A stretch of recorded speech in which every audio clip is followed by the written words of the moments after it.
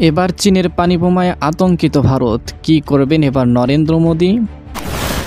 Israeli প্রধানমন্ত্রী Benjamin নেতানিয়াহুর পতন হতে চলেছে। ইসরায়েলের পতন নিয়ে বিজ্ঞানী আইনস্টাইনের ভবিষ্যৎবাণী সত্যি হতে চলেছে কি? এবার মুসলিম দুই দেশে ভয়াবহ বিমান হামলা চালালো ইসরায়েল, উত্তেজনা তুঙ্গে। নির্বাচন নিয়ে করা হুঁশিয়ারি বিএনপির, তারেক রহমানের সাথে লন্ডনে নির্বাচনের ডেট ফিক্সড ইউনূসের। দেখছিলেন শিরোনাম, এবার বিস্তারিত। ভারতকে মারতে চীন তৈরি করেছে এমন এক বোমা, যা নিয়ে রীতিমতো কাঁপাকাঁপি শুরু করেছে ভারতের রাজনৈতিক নেতাদের মধ্যে। তারা এর নাম দিয়েছে পানি বোমা। তিব্বত থেকে অরুণাচল প্রদেশে বয়ে আসা ব্রহ্মপুত্র নদীর উপর বিশ্বের বৃহত্তম বাঁধ নির্মাণ করছে চীন। আর এই বাঁধকে কেন্দ্র করেই আন্তর্জাতিক রাজনীতিতে নতুন এক চাল বেইজিংয়ের। এই বাঁধকে ঘিরে ভয়ানক ভয়ে আছে ভারত। এমনকি বিষয়টি ভারতের সুরক্ষার ক্ষেত্রে গুরুতর উদ্বেগের বলে অভিযোগ অরুণাচলের মুখ্যমন্ত্রী বিজেপি নেতা পেমা খান্ডুর। দেশটির গণমাধ্যম পিটিআইকে তিনি বলেছেন, এই বাঁধ আসলে একটি পানি বোমা, যা ভারতের বিরুদ্ধে চীনা সামরিক পদক্ষেপের শামিল। তিব্বতে ইয়ারলুং সাংকোপ নদী অরুণাচল প্রদেশে সিয়াং নামে পরিচিত।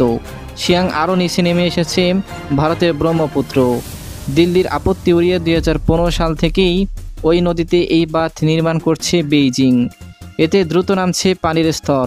নিচের পানি বোমাতে ভবিষ্যতে আসাম, অরুণাচল সহ উত্তরাঞ্চলের রাজ্যগুলোতেও দেখা দিতে পারে তীব্র পানি সংকট।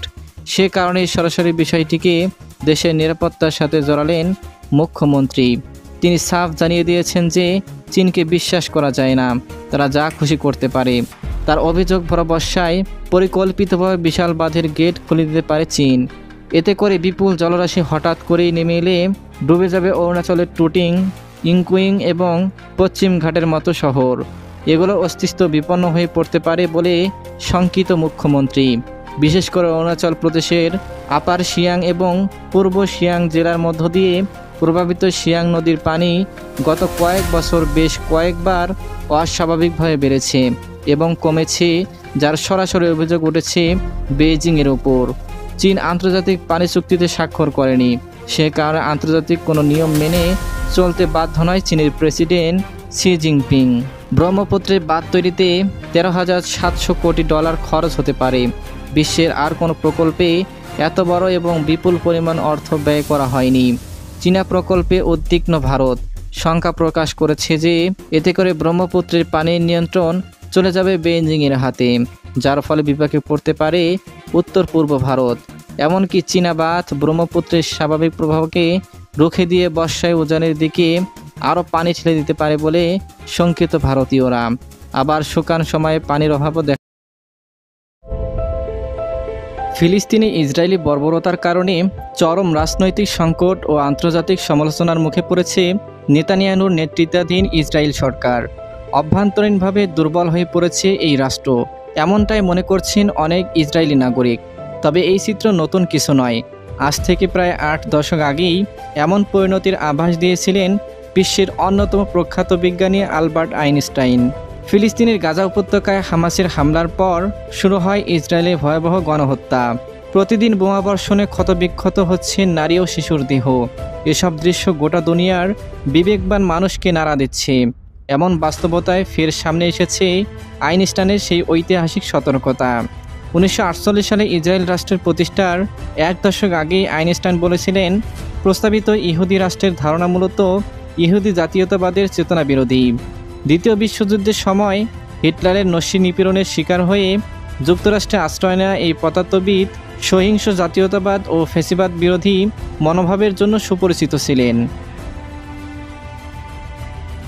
1948 সালে ইসরায়েলের ভবিষ্যৎ প্রধানমন্ত্রী মেনাহেম বেগিন যুক্তরাষ্ট্র সফরে গেলে আইনস্টাইন সহ একদল ইহুদি বুদ্ধিজীবী নিউ ইয়র্ক টাইমসে একটি খোলা চিঠি প্রকাশ করেন।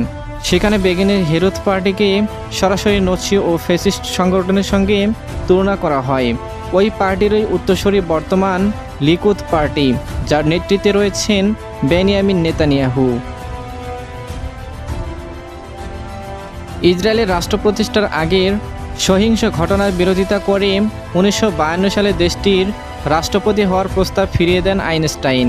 তিনি এক খোলা চিঠিতে উল্লেখ করেন, যখন ইসরায়েলের উপর সত্যিকারের এবং চূড়ান্ত বিপর্যয় নেমে আসবে, তখন তার জন্য প্রথম দায়ী থাকবে ব্রিটিশরা এবং দ্বিতীয়ত দায়ী থাকবে ইসরায়েলের অভ্যন্তরের সন্ত্রাসবাদী সংগঠনগুলো। তিনি আরও বলেন, তিনি এসব বিভ্রান্ত ও অপরাধী গোষ্ঠীর সঙ্গে কোনো সম্পর্ক রাখতে রাজি নন। গাজার বর্তমান পরিস্থিতিতে যেন আইনস্টাইনের সেই ভবিষ্যৎবাণীকেই বাস্তব করে তুলেছে। নেতানিয়াহুর একমাত্র রাজনৈতিক হাতিয়ার হয়ে উঠেছে ইহুদি জনগণের নিরাপত্তাহীনতার অনুভূতি। ফিলিস্তিনে হামলার ভয় দেখিয়ে নিজেকে যোগ্য নেতা হিসেবে উপস্থাপন করতেই মরিয়া তিনি। আইনস্টাইনের মতো অনেক ইহুদি বুদ্ধিজীবী আজ ইসরায়েল রাষ্ট্রের মৌলিক নীতি ও রাজনৈতিক অবস্থানের বিরুদ্ধে মুখ খুলেছেন। তাদের মতে হেরোদ দলের ফ্যাসিবাদী দর্শনের ছায়া এখন দৃশ্যমান লিকুদ পার্টিসহ ডানপন্থী দল ও সংগঠনগুলোর কার্যকলাপে। এ কারণে আইনস্টাইন বহু আগেই উপলব্ধি করেছিলেন, চরমপন্থী সশস্ত্র গোষ্ঠীর নেতৃত্বে গঠিত একটি রাষ্ট্র দীর্ঘমেয়াদে টিকে। ইরানের সাথে টানা 12 দিন যুদ্ধ করে যুক্তরাষ্ট্রকে সাথে নিয়েও নেতানিয়াহু এক প্রকার খামেনির কাছে পরাজয় বরণ করতে হয়েছে। তবে এই পরাজয়ের জন্য কোনোভাবেই মেনে নিতে পারছে না ইসরায়েল। ইরানের সাথে যুদ্ধবিরতির পর নেতানিয়াহুর মাথায় একদমই ঠিক নেই। আর সে কারণেই এবার মধ্যপ্রাচ্যের দুই দেশ সিরিয়া ও লেবাননের বিভিন্ন এলাকায় একযোগে ভয়াবহ বিমান হামলা চালিয়েছে ইসরায়েল। মঙ্গলবার সিরিয়ার সরকারি বাহিনী এবং লেবাননের হিজবুল্লাহ গোষ্ঠীর অবস্থান লক্ষ্য করেই এই হামলা চালিয়েছে নেতানিয়াহু। সাম্প্রতিক সময়ে ইসরায়েল ও সিরিয়ার নতুন সরকারের মধ্যে যুক্তরাষ্ট্রের মধ্যস্থতায় সীমিত কূটনৈতিক যোগাযোগ শুরু হয়। লক্ষ্য ছিল সীমান্ত উত্তেজনা কমানো, কিন্তু মঙ্গলবারের বিমান হামলায় সেই আলোচনার ভবিষ্যৎ নিয়ে অনিশ্চয়তা সৃষ্টি করেছে। একই দিনে ইসরায়েল লেবাননের বোকা উপত্যকায় হিজবুল্লাহর ঘাঁটিতেও বিমান হামলা চালিয়েছে।